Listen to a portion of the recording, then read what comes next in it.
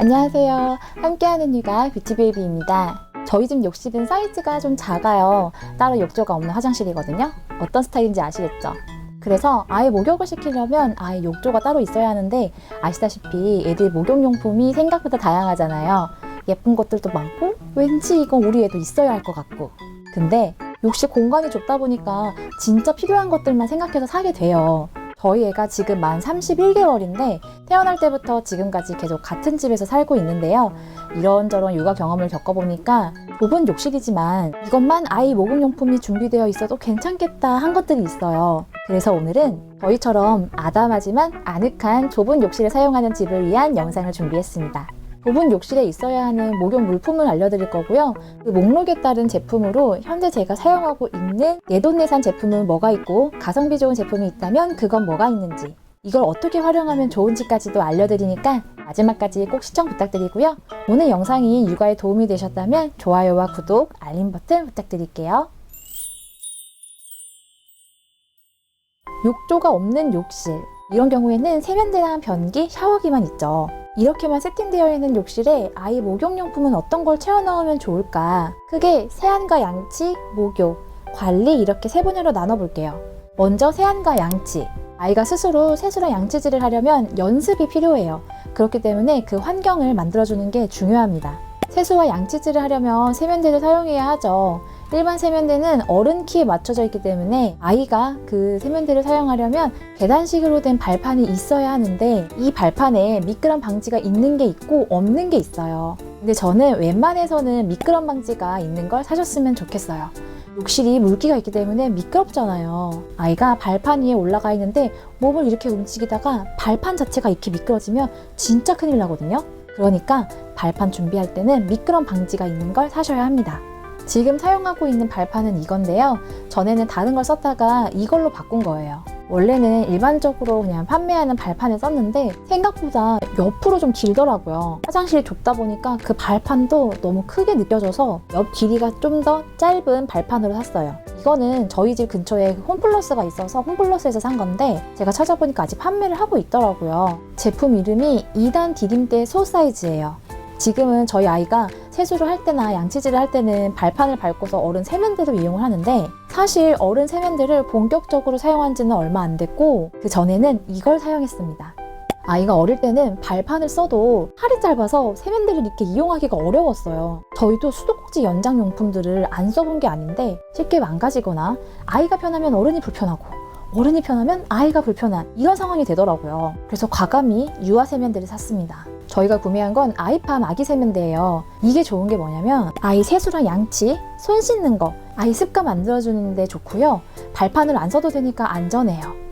3단으로 높이를 조정할 수 있어서 아이 키에 따라 맞출 수 있고, 물이 1.5L 이렇게 들어가는데 이게 아이가 손 씻고 양치하는데 충분하다고는 설명이 되어 있지만, 아시다시피 애들은 그 양으로는 절대 성이 안 차기 때문에 몇 번 다시 리필을 해줘야 하거든요. 근데 이번 물놀이만 하고 물 안 나오면 밖으로 나가는 거야 라고 제가 얘기를 할 때 딱 정리하고 나오기도 해요. 신기하죠?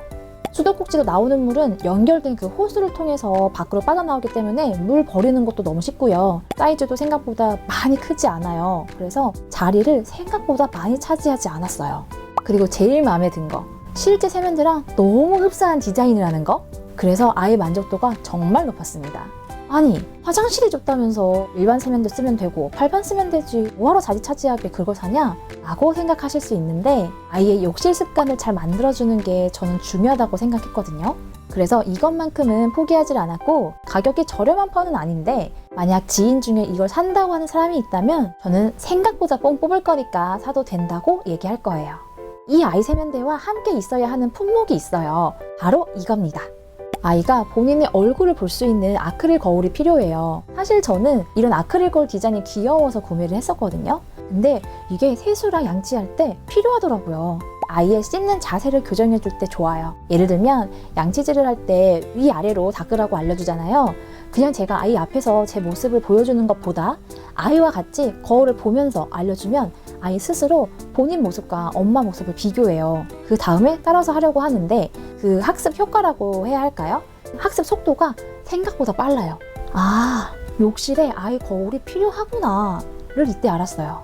아크릴 거울이어서 깨지지 않으니까 안전하거든요. 아직 욕실에 유아용 거울이 없으시다면 꼭 준비해주세요. 이건 이미 현재 사용하고 있는 제품이 있으실 텐데 칫솔 고르는 팁을 하나 알려드릴게요. 아이 칫솔이 나이대별로 1단계, 2단계 아니면 스텝 1, 2 이런 식으로 나눠져 있는데 사실 이게 절대적인 기준은 아니에요. 같은 단계여도 칫솔 모의 강도가 약간씩 다른데 만약 아이가 양치하는 걸 크게 거부하지 않고 잘 닦는다면 상관없는데 닦는 걸 싫어해서 대충 닦게 되거나 거의 못 닦는 경우에는 칫솔 모에 힘이 좀 있는 칫솔을 사용하거나 한 단계 위의 칫솔을 쓰시는 게 더 좋아요. 아무래도 힘이 좀 있으면 플라그가 잘 닦이거든요. 부드러운 솔로 10번 닦는 게 힘이 좀 있는 솔로 두세 번 닦는 것과 비슷하다면 차라리 두세 번 닦고 빨리 양치를 끝내는 게 아이도 엄마도 좋아요. 칫솔 머리가 작은 성인 칫솔을 사용해도 크게 상관없어요. 대신 가로로 닦는 게 아닌 세로로 닦아줘야 한다는 거 아시죠? 요즘 저희 아이가 쓰고 있는 칫솔은 2080 칫솔인데 홍순이 칫솔이더라고요. 이거를 산 이유는 그냥 마트에서 세일하길래 샀습니다. 특별한 이유는 없어요. 저도 이런저런 다양한 칫솔 써봤는데 애가 이 칫솔질을 하면서 앙 물어버리는 경우가 많아가지고 뭐가 금방 벌어지더라고요. 그래서 그냥 세일하는 거 쓰고 있습니다. 치약은 무불소 치약 이거랑 불소가 들어있는 치약 이렇게 2개 쓰고 있어요. 저는 양치시킬 때 처음에는 아이가 스스로 하게 한 다음 제가 그 다음번에 양치를 해주는데 아이가 스스로 할 때는 무불소 치약을 주고요. 제가 할 때는 불소가 들어가 있는 치약을 조금만 짜서 하고 있어요. 보통 우리가 사용하는 일반 치약에는 불소가 대부분 1000ppm이 들어있는데 이거는 저불소 치약이에요. 키즈세이프라는 치약인데요. 유럽 어린이 치약 수준이 500ppm 이하인데 여기에는 498ppm이 들어있고요. 인공색소, 인공감미료, 파라벤류 보존료를 넣는 대신 식물 유래 성분이 들어있어서 아이가 사용하기에 안전한 치약이기 때문에 저는 이거를 사용하고 있습니다.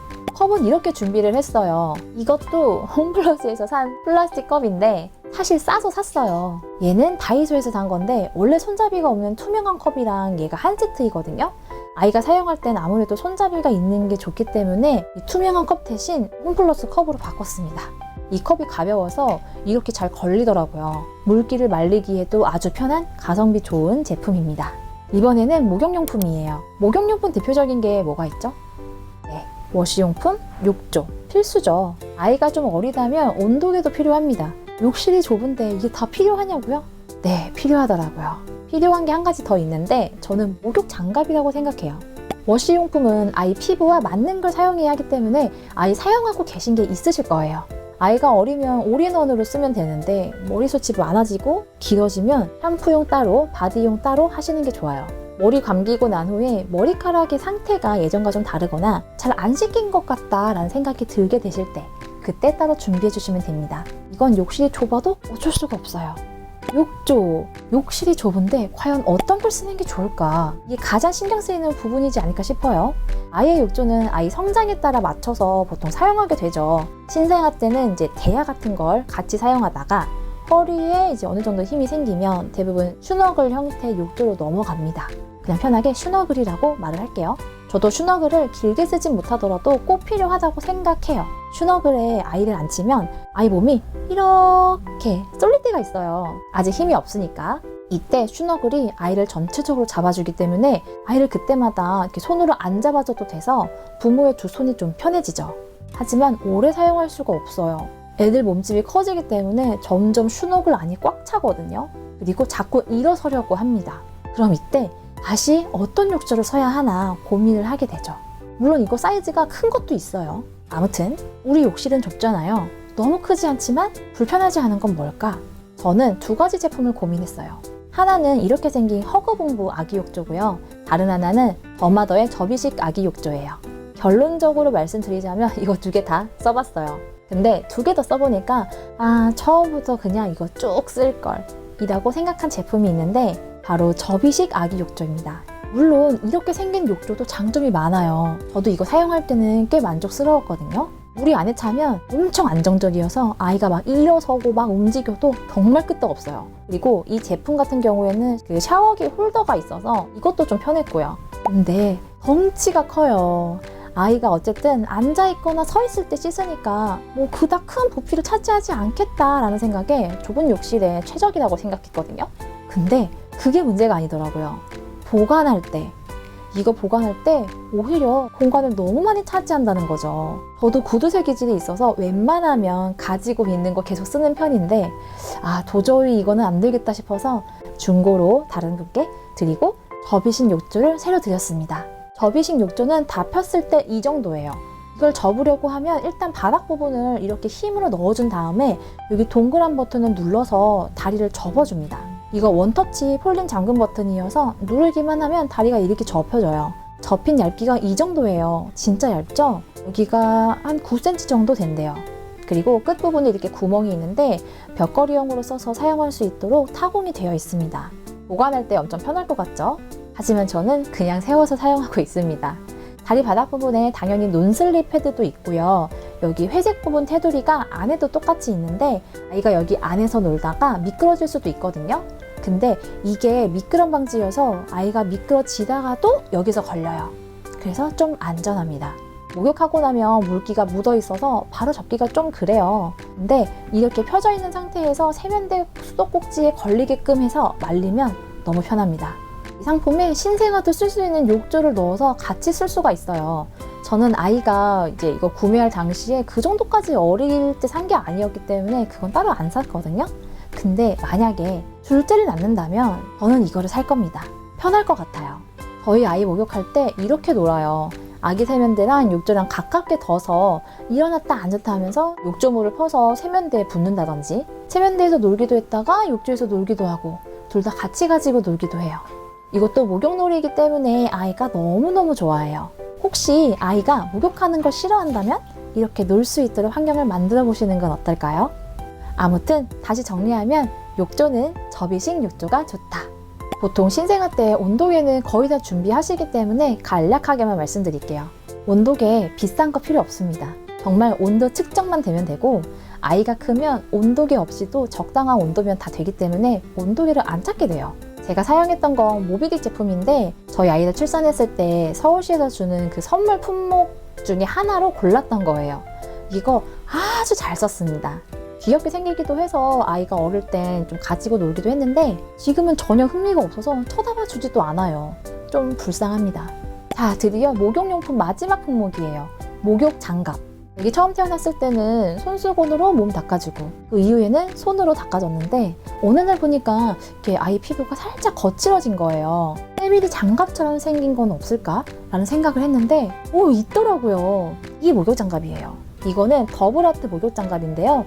검지가 따로 분리가 되어 있어서 진짜 구석구석 잘 닦을 수가 있고 이 소재가 키토폴리 소재라는 건데 천연 저자극 섬유예요. 갑균 번식을 예방하는 소재인데다 정말 부드러워서 아이 피부에 자극이 진짜 적어요. 이렇게 물을 묻힌 다음에 바디워시를 짜서 문지르면 거품이 나고 이 상태로 닦아주면 됩니다.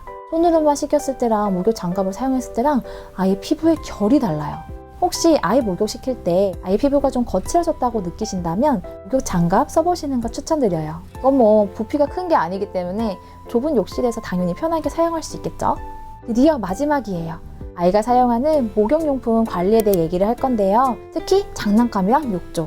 아이 피부에 직접적으로 닿는 것이기 때문에 청결하게 관리하는 게 좋은데요. 제가 사용하는 세정제랑 욕실 그물망을 알려드릴게요.